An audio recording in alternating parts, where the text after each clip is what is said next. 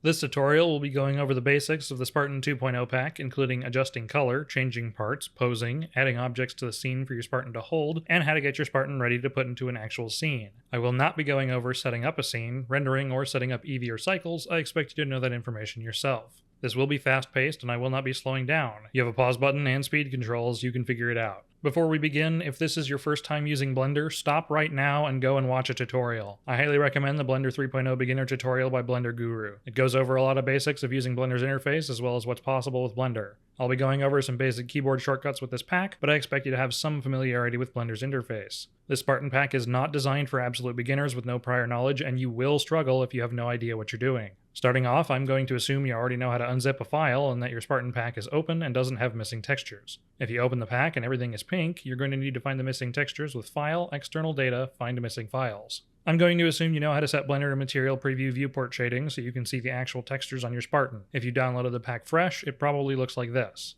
All of these black shapes over top the Spartan is the rig, which I'll be getting to later, but for the purposes of customization, you probably want to get that out of the way, so I'm going to hide it by selecting it and pressing H, or going over to the outliner and clicking the eye. If you want to see it again, you can click the eye again and it'll pop right back in. Before we do any actual customization, I'd suggest saving the file as a copy of the original. That way any changes you make to the pack are saved to a new blend file and you can always go back to the original to make a new Spartan. Over in the outliner is where we're going to be doing the majority of our customization. All the parts are set up in conveniently named collections and you can pick and choose what you want. By default, the Spartan already has parts on him, and if you want to get rid of them, you might be tempted to just hit H to hide them like we did with the armature. This is wrong. Pressing H hides the piece in the viewport, but it will remain for the render, which means that when you get around to rendering the piece, you're going to see both your customization and the pieces you've hidden. If you want to turn off a piece, select it in the viewport and then look to the outliner. You can tell where the piece is located by what's highlighted in the outliner, but trying to locate something might get difficult. The easy way to find it is to press the period key while hovering over the outliner. This will open up the hierarchy all the way down to the object. This piece in particular seems to be set not to appear in renders, which you can tell by the camera icon. So you're going to want to tick that on if you are using this piece. For this example though, we're going to uncheck the collection by ticking the box. That collection is now disabled, and anything within that collection will not be shown in the viewport or render. Likewise, you can enable other parts by doing the opposite, checking the box. Just make sure the piece is set to show in the viewport and the render. If you want to do cross-core customization, just tick on the relevant core and then hide all the parts you don't want to show up. This may take a bit. When you're done customizing the pieces of your Spartan, chances are you want to change the colors. I bet you want to make it black and red, don't you? Don't lie. If you select the part you want to change colors, you can go down to the Material Properties tab.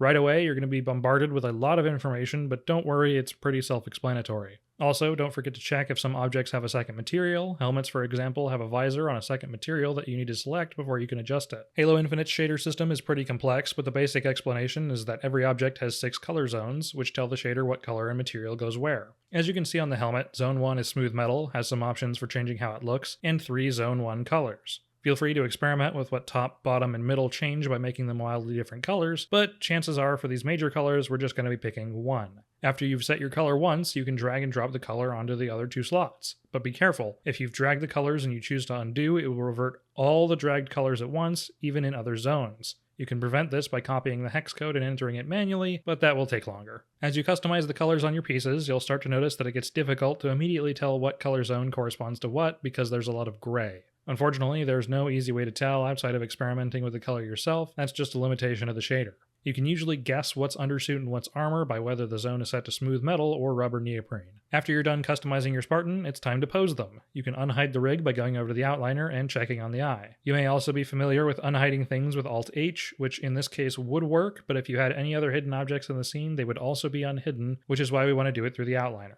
If you're familiar with other 3D software such as Source Filmmaker, you're probably familiar with armatures, or the skeleton of the model. The Spartan 2.0 pack's armature might look pretty different from what you're used to, and that's because this is a control rig. It functions as an IK rig, which may also be something you're unfamiliar with, but that's okay, I'll explain the difference. The most basic type of rig is called a forward kinematics rig, or FK. That means the rig is adjusted by the uppermost part of the armature chain first, and you work your way down. For example, you move the upper arm, lower arm, and then hand. This rig is an inverse kinematics rig, or IK, which means it works in the opposite way. You grab the hand and the arm follows. This makes it a lot easier to pose quickly than an FK rig, as you'll spend less time adjusting the position of the hands and feet on terrain or holding objects. This rig is also a control rig, which means the bones are represented by shapes to more easily identify what part of the rig does what thing. This square, for example, is the hips, This U shape is the upper torso, and these arrows adjust the direction of the elbows and knees. This control rig isn't perfectly set up on the Spartan 2.0 pack, so you may find that some parts of it don't really do anything or cause weird issues. This is a problem with the setup of the pack and will either need to be fixed manually or worked around. You may also notice that the posing of the pack ends up with gaps between the armor and undersuit. This is also a problem with how the pack was set up and is currently being fixed for the next release. You can fix this yourself through weight painting, but I won't be going over that in this tutorial. For basic posing, your best friends will be the movement keys. G for move, R for rotate, and S for scale. Chances are we're not going to be messing with scale much, but you might want to if you want to make a larger size Spartan like George, for example.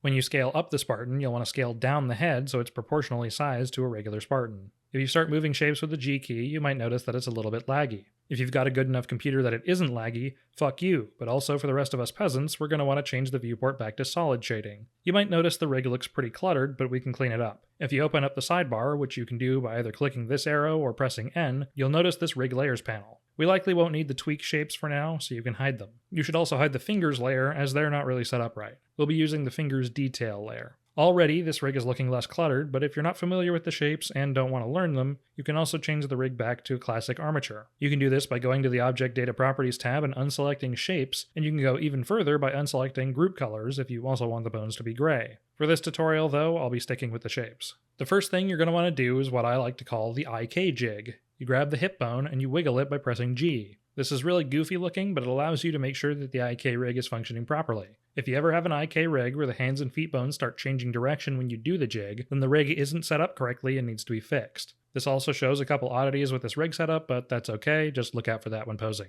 For the most part, you're going to be moving the hand, feet, and hips with G, and rotating the rest of the bones with R. If you press R to rotate something, you might notice that it only rotates relative to your view, which can be pretty unhelpful. Just press R a second time for free rotation. After you've gotten the basic pose, it's time for the hands. You might notice that if you select all the parts of the finger and rotate them, that it doesn't quite get the desired result. Now, there's two things you can do. You can do this the slow way by grabbing each individual part and posing them, or you can select all the parts, press the period key while hovering over the viewport, and change the option to individual origins. This means that when you rotate the shapes, they're all rotating around their own origin points, and you can curl the finger all at once. You can even curl every finger at once by selecting all the shapes, though you're going to need to do a little bit of tweaking to them after that. If you want to add something extra to the scene like a weapon, vehicle, or prop, you're going to want to do that by appending the collection from the blend file. This is assuming that the thing you're adding is located within a blend file. If it's a simple object like an OBJ or an FBX file, then you'll want to import them as normal. Go to File, Append, navigate to the blend file of the object, choose Collection, and then choose the relevant collection for the thing you want to import. If the thing isn't part of a collection, then you're going to need to add it to a collection in its original blend file. You can instead import it from the Objects folder, but that can be a bit of a hassle if the objects aren't named specifically. After you've brought in your object, you might notice that it's not properly scaled. You'll have to do the scaling manually. After you're satisfied with the scale of the object, don't forget to press Ctrl-A and apply the scale. This isn't always necessary, but it ensures nothing weird will happen down the line. After your thing is scaled properly, if it's a weapon, you probably want it to stay in the hand of your Spartan. With the object selected, or the object's rig if it's in multiple pieces, the non-destructive way to do this is to go to the Object Constraint Properties tab and add a child of constraint. Select the main Spartan rig as the target, and then the specific bone you want the object to follow. The object may jump somewhere else, but don't freak out, just select Set Inverse and it'll jump back to its original position. If you pose the gun being held in both hands and need to adjust it, you'll notice that the other hand doesn't follow along. If you want it to, go into Pose Mode, select the hand, go to the Bone Constraints Property tab, not the Object Constraint Property tab, and add a Child of modifier with the object or object rig as the target. Now whenever you move the primary hand, the other hand will remain in the same spot. You may have to adjust the elbow yourself, though. This can also be done with the feet if you want your character to stand on a snowboard or something, I don't know, roll around at the speed of sound. Once your Spartan is customized, posed, and ready, you might want to throw them onto an actual scene so they're not in the void. The easiest way to do this is to copy everything from the scene and paste it into another one, but that's not really the best way to do it. I'm assuming you took my advice from the beginning and saved this as a new file, so now you can set the Spartan up in their own collection. You can select everything in the scene by hovering over the viewport and pressing A, and then pressing M to bring up the Move to Collection menu. Create a new collection and name it whatever you want. In this case, I'm naming mine Subscribe to Williasso, which you should do. Now save the file, and this is ready to be added to a new scene. We're going to append this collection into a new scene the same way we appended an object. File, Append, navigate to the file, Collection. Now, you might notice there's 1,000 collections here, so you'll want to filter it by searching for your named collection. Add it to the scene, and it might look something like this. You're going to want to highlight all the WGT objects, place them into their own collection, and then hide that collection. You won't need that stuff. Don't delete it though, that could cause issues. Now, if you want to move your Spartan to a specific location in the scene, you can drag them all the way over, but that might take a little while. You can make this easier on yourself by turning on snapping and setting it to face project. Now, when you move your Spartan, hover over the spot you want them to be and it'll snap them right to it with the origin point keeping them snapped to the ground. Just make sure to turn the option back off if you want to do any other tweaking. Every once in a while it'll drop them underneath the ground, just move them back up with G and then Z, so you're only moving them on the Z axis. That's all I'll be going over in this tutorial. Hopefully you found it helpful and will be able to pose your Spartan quickly and efficiently now.